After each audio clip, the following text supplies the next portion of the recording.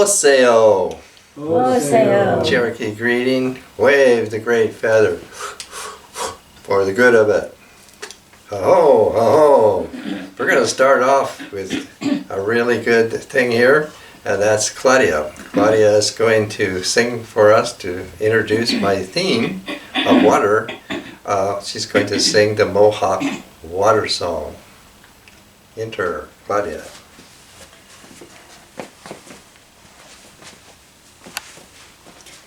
This song is the Mohawk water song by the Akwesasne singers, and it means water most precious. Nunkwana nunka omega, nunkwana nunka omega, danega noyo, danega noyo, ayo ya, oh we hey, no we hey, danega noyo, danega noyo, gayo ya.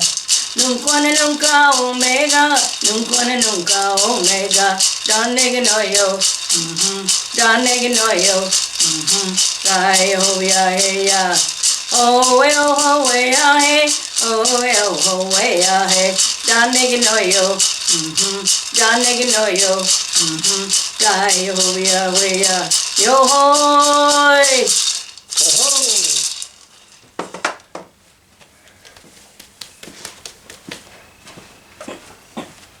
Oh, thank you, Claudia. That was really wonderful. And pretty soon they're going to change the cameras there.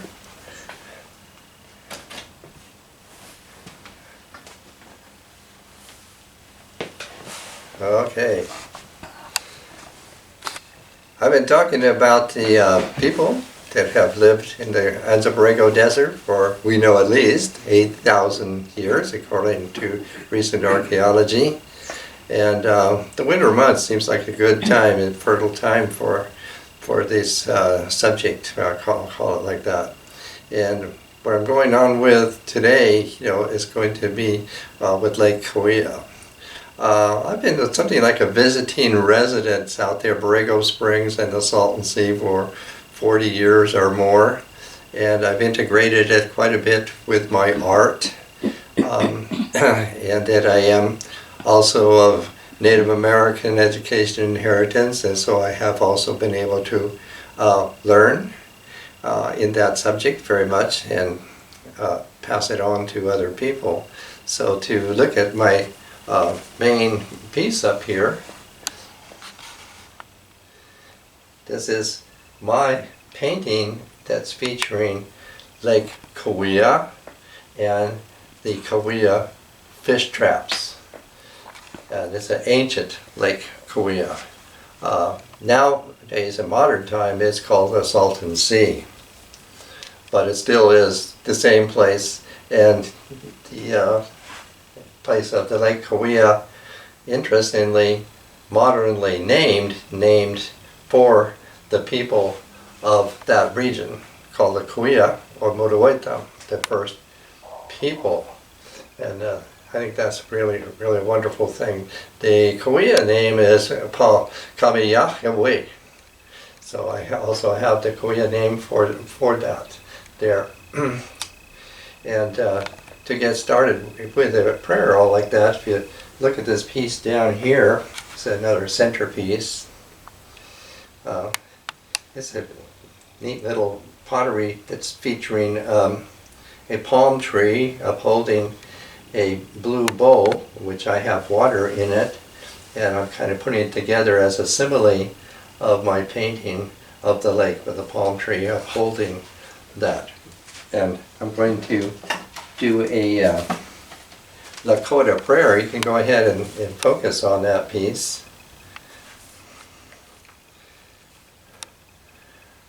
Aholaya Dakowakan, Honorable Great Spirit, in the creation, Wakaga, that you have made.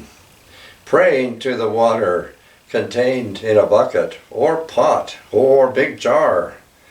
This water represents all the waters everywhere, the lakes and rivers, big and little, or of this earth. Here, a vessel of water represents Kaga, a certain spiritual power enacting this vision as I speak.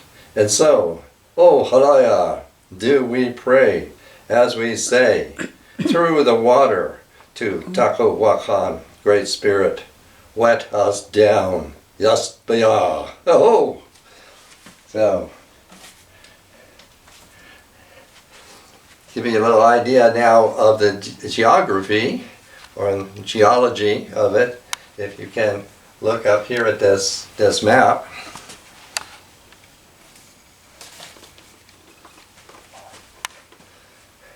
This is a Spanish map, and this Spanish map is dated 1666, and it shows that California is an island here, the island of California. And here where I put the purple mark on here, this is San Diego, and the next purple mark above it, that is San Francisco. So you can see all that. Now, all along here, there are names like those two of the ports, you know, and so forth. Even Mendocino is up there, Santa Barbara is in there, and Cabo St. Lucas down here at the southern tip. On the eastern side of this island, there are no names at all here. And then across this channel, or river, whatever they conceive, is very wide here. And there, especially down here in the southern part, there are many names for the ports down there, and so forth. Now, Coronado, he led an expedition from Mexico City up to New Mexico with the belief that the people there who were Arabic Berbers had gold. And so he named here on this map, this is the point or port of gold where I have this other purple mark. Now he named that place, that pueblo is what it is. It's on the border of Arizona and New Mexico. He named it Nuevo Granada. Granada is a Muslim Berber state in southern Spain. It was a country, but by this time it's now been incorporated into Hispania.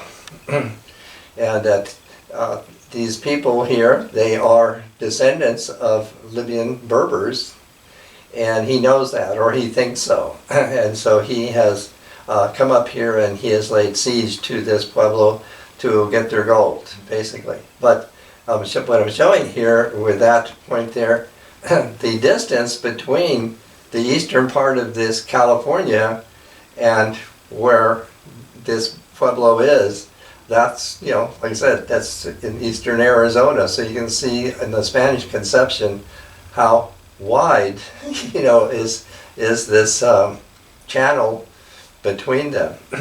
Now what's really curious and interesting in what we're kind of call the geology here, and that's what I'm going to refer to looking at this map here to see, this would be Baja, and it goes, you know, pretty far up. Now the Spanish held this view for another 100 years. Eventually, there's a letter was published to the king in Spain that California was not an island. But how that this was formed, now we're speaking in geology, is that I've learned that there is a mountain range that is submerged here. And it features, you know, at least a dozen diagonal short faults. And through this, it's constantly seething molten lava. It's very seismologically active. It's constantly widening, pushing this apart here, all the way up, I think to above Palm Springs, basically, is where it all goes in the real map, here.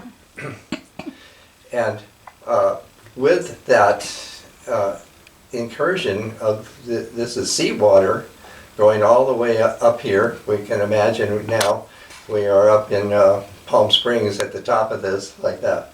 And over here on the side, in the real world, there would be the Colorado River.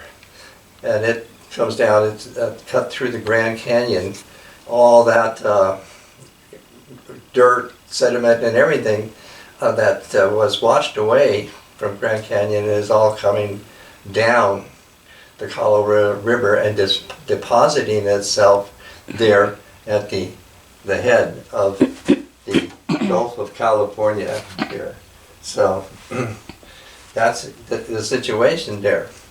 And as it did so, it cut off more and more of the seawater, made like a very, very big sort of dam of sediment like that. And it left some deep depression that then the Colorado River continued to flow in and replace the salt water with fresh water. And so that's the way that all this was formed out here back to Lake Cahuilla. When this was happening first, there was a change in the climate. All this thing has been going on for millions of years, and then about, we're going to call it like 6 million years ago, it starts to change in this environment, and it starts changing into a desert. And that was towards the end of what they call the Miocene period. And beginning between 5 million and 6 million years ago, this desert comes into existence here. In the meantime, the river continues to fill in this large depression now that becomes an ephemeral lake that we now call Lake Cahuilla. And this lake basically is 2 million years old, as a lake, whereas the desert is definitely comes into existence 5 million years ago. Imagine that. 5 million years ago, we have this desert, and 2 million years ago, we have this lake. And over the 2 million years, this lake constantly dries up and then fills up again, dries up and fills up again, and that continues all the time for all this long period of time. So it's called an ephemeral lake. By the time that the Europeans have come here, this lake has been dry now for 300 or 400 years. So then we will have to reckon that these fish traps here that I've figured had to have been made, something like that, 300 or 400 years at least ago. How that I know about these was our friend Richard Dickinson somehow had heard about it, and he found a way to go out here and locate that. So we all went out there and found these fish traps. Since that time, this whole area now has been designated as important cultural property, which is really good because people are kind of moving in the region, building houses and things. So now this is a protected area here. And since the people living out here, the Cahuilla, no longer were able to get fish, out of here because it had been dry, they had a technique, for making these fish traps function. That's not going to be evident in my painting. Within the circles, I don't know, it shows up very well on the camera, but I've kind of simulated fish skeletons. I have fish skeletons in there. And at the time that we're finding these, of course, the water is very, very far away. So at the time that the water was all the way up where we are, I don't know how far, that's pretty far, they had some way of shooing the fish, into these little depressions that they had made, and then closing it off and trapping the fish in there. And because a lot of old arrowheads have been, along with fish bones, have been found in these they kind of surmised one way was that they would shoot the fish with a bow and arrow. That's their idea. So that we have all of that going here. So most everything I'm kind of talking about is kind of related to first the lake Cahuilla that we're calling that, and other things are relating to it. Now, everything that you in nature that you would find out there in the Anza Borrego have been there for at least 1,000,000 years, and some of them millions of years longer than that. The rabbit's been there almost 4,000,000 years. The fan palm has been there about 4,000,000 years.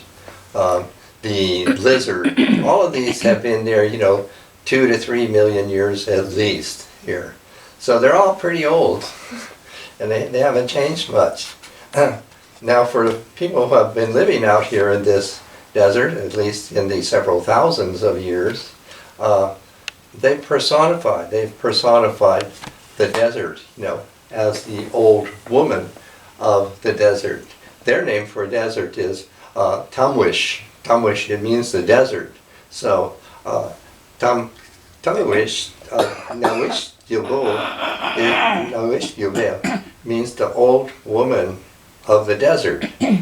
So that's really remarkable. There is no figuration for her, since she is, the feeling of the desert. And if the desert came into existence 5 million years ago, I guess the old woman got in with it also. And what really goes with it is that she is renewed with the rain, the floods, and here, kind of synonymously, with this ephemeral lake, which who knows how many times it dried up and filled up again. And this would be definitely the cycle of this old woman of the desert. She would be constantly coming anew and getting old and coming anew again, like that. So if we go down here, I have a little figure here. I don't think, that she's ever been figured before, and so I just wanted to show a figure for her to say this, because I think it's very significant now that no native people live around here in this desert, or this part of it, that we actually can personify her here. Other things I have going along with this, here is a duck. Of course, the duck's been there for, more than 1,000,000 years. And most of these creatures, still are the same now that they were, especially the fish. So we definitely have fish, living in this lake. I don't know how it works. When the lake dries up, the fish are gone, but when the water comes back, the fish are in it. Here. And then I go down here and see this jar. There is evidence, and certainly in the culture and the language, that Egyptian culture and language has reached the people, the Cahuilla people. And this jar, I put this is a Cahuilla little pot. And it is exactly the symbol for the Egyptian word for water, nun. So it looks just like that. And if you go all the way down here, this is a fossil, of a shell, of the vital scallop that I found out there. And in front of it, there's a frog. Frogs also have been there for 1,000,000 years or more. And this frog here, this is a pottery frog made by Annie Fields of Maricopa. The Maricopa would be the east side of the Colorado River. The Yuma name for the Colorado River is Hakataya, meaning the Red River. And on each side, this is another feature of the lake. They're called water babies. It seems that people of this language, have water babies. This language is in the category of Uto-Aztecan. And so the people at Pyramid Lake, way up north in Nevada, are also of the same language family. They're called Paiutes by the Americans. And they also have water babies. And they also have a serpent of the lake. So I should, say that. Go back up here with this serpent of the lake. This piece here, I actually have found in Winnemucca Dry Lake, which is a site archaeologists have determined of human habitation 11,000 years here. It's adjacent to Pyramid Lake. So we do know people living at that lake site that long. And I've used this artifact, to characterize this water snake. Pa'at-nibut. Pa'at-nibut is the owner of all waters. So anybody having anything to do with water has to sort of get the permission of this water snake. He also has another aspect where he can seem to evaporate up and make clouds before a rain. So he or she has a dynamic there. So the Pyramid Lake also has this character and also has water babies, like the ones that I've depicted down here. Now we go all the way down here. What I've been showing this in the past weeks. This is sort of in the field that I'm trying to say, a field there before Warner Springs, and it's a rabbit mountain, Se'ili Hemde, and it is the head of Osiris. Osiris is a Greek name for Osir. Osir is the Egyptian name, and what he is originally, he's a water spirit, and that's why I'm keeping him here. He's a water spirit, and also in a cycle. He has a cycle of renewal, like we've been talking about with the lake and the desert. So water is definitely, his foundation, and he, through that, also has to do with vegetative growth. Well, the rabbit seems to coincide with the same thing, and so Osiris did acquire then the title of beautiful rabbit, Wanefer. And so water and Asur and rabbit all go together here. When we go all the way over here, I want to show this when I want to talk about rabbit. I have a rabbit that's fashioned with greens there, like grass and moss and leaves, like that. That very much depicts, the rabbit's aspects. The rabbit is very fertile, has, quite an annual cycle, constantly, seems inexhaustible, and Asur, Osiris, and rabbit became synonymous for people a long time ago. And here I have Coyote. All of these dates that I'm talking about are coming from fossils. So it depends, the date of these creatures and what science has determined the age of the fossils of these beings and creatures. So here all of these, wolf have been there for 4,000 years. The coyote and the dog, maybe 2 million years. That kind of thing. And here I have him, like he's drinking out of a bowl of water. It's a Cahuilla bowl of water here. And then I'll go over here again. I use the palm tree here because Mukot, here I should show you Mukot, he is the creator deity of the Cahuilla. And in that aspect, he's very, very much like the ancient Osiris. Sort of both of these beings, created everything. You put it really, really simple. And so in the myth and legend of Mukot, we know all the things and beings that he did create. And one of them is the fan palm. So I put over here the fan palm. Now the archaeology or the paleontology has shown this. This is a remnant from what had been an ancient forest here. And it comes into being something like the fossil, like 4 million years ago. And up above it, I have ensconced this fossil of the palm tree in a grass rope to show it off. And here, over here, I've superimposed, this goddess. This is the goddess of the palm tree. And she's, very, very ancient, So her name is Ninmawuta Nawika. She's woman of the date tree, and she certainly has a relation or a descendant from ancient Sumer, 7,000 years ago, where the goddess was Ninhana. So, and she was also called the same thing, the woman of the date tree. So I put all those things there together.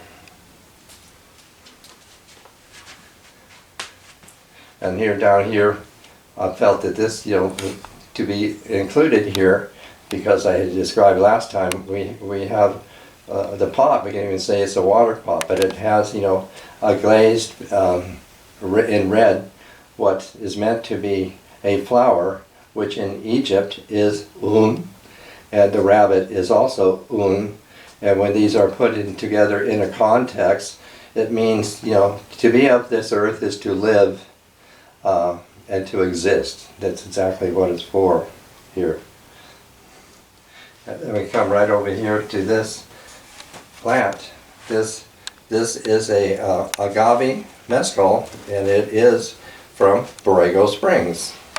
And I brought it there to live here.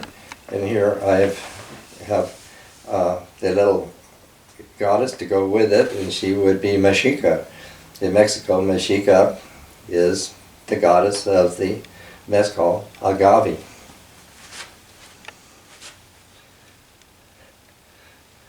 Now I want to show you this drawing that I have here. This drawing, I've just named it, Yoni Coyote, because it does go together. Sounds that way. And kind of what it's about is that another word for yoni is Sukhavati. Sukhavati is like to say her generative organ. And Coyote dwells in her generative organ, and he's called Mahasukha. Mahasukha. And he dwells in her generative organ as the seed. And that seed is called Prajna Yoni, meaning the energy of liberating wisdom of her yoni, her womb here. And the red in it is meaning Sthiti Sukra. Sthiti Sukra meaning the womb waters. Now, the piece that I did last Sunday that I had called, the Standing Rock Yoni out here, the Cahuilla, like that. I got a response from Deanna Beachley. She's an artist and professor of feminine studies in Las Vegas, the university there. And she sent a few pictures of the subject, Yoni there, that looked, pretty large, a large rock configuration hosting a yoni that seemed to be having a discharge of her fluid, of her feminine fluid here. And so that's the way that I have figured that in all of this here.